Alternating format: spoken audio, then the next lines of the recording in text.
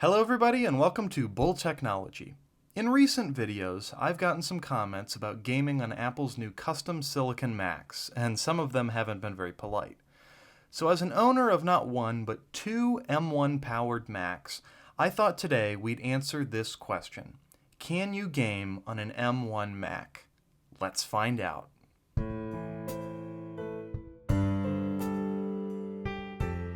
For testing purposes today, I will be using this M1 powered MacBook Air. It features an 8-core Apple Silicon GPU, an 8-core Apple Silicon CPU, and 16 gigabytes of RAM. While I do own a significantly more powerful M1 iMac, I want to see how gaming on this MacBook Air is because it represents the least powerful of all of Apple's new Macs, that being because this machine lacks a dedicated cooling system. But it's safe to assume that whatever this MacBook can do, the other M1 models can do, and better. So let's jump into some tests. The biggest problem with gaming on Apple Silicon is the lack of game support, and even further lack of M1 optimization. For example, of my 56 games in my Steam library, only 17 of them will run on macOS, and 0 of them are optimized for the M1 chip. This may seem disappointing, but don't let that discourage you yet. We'll first test the games that can run on macOS. Lighter 2D titles run flawlessly as expected. Terraria's simple graphics means it runs at a constant 60 frames per second on this machine at the native resolution. Stardew Valley is a terrific game, and it too has relatively simple graphics, and again it ran at a constant 60 frames per second.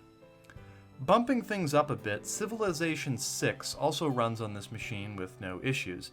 As a matter of fact, this version of the game looks much better than the Nintendo Switch port of Civ 6, and it runs at a higher resolution for most of the time. The Long Dark is my favorite survival game, and it features simple but beautiful graphics.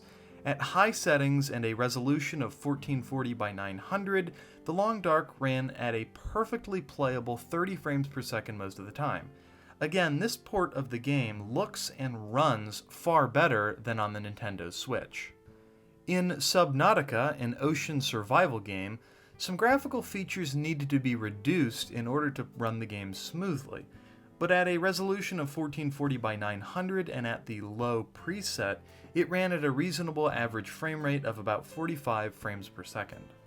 Unturned is a free-to-play zombie survival game that's tons of fun, and again at 1440 by 900 and at the medium preset, the game ran at a buttery smooth 60 frames per second.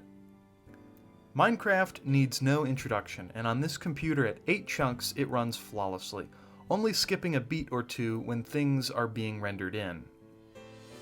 Finally, we have Cities Skylines, which is a challenging game for even my dedicated gaming PC. At the lowest possible settings and at a resolution of 1440 by 900, the M1 managed to maintain a respectable 40 frames per second, though with larger cities this figure will definitely drop. So there you have it. Can you game on an M1 Mac? Absolutely.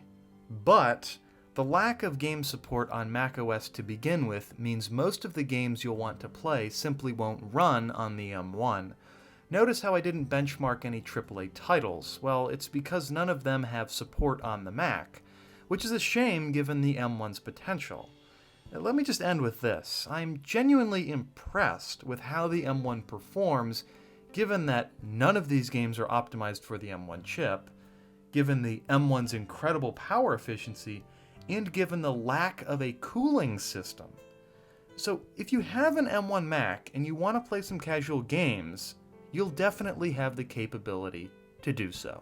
Be sure to leave a like, a comment, and definitely subscribe. And as always, thank you all for watching.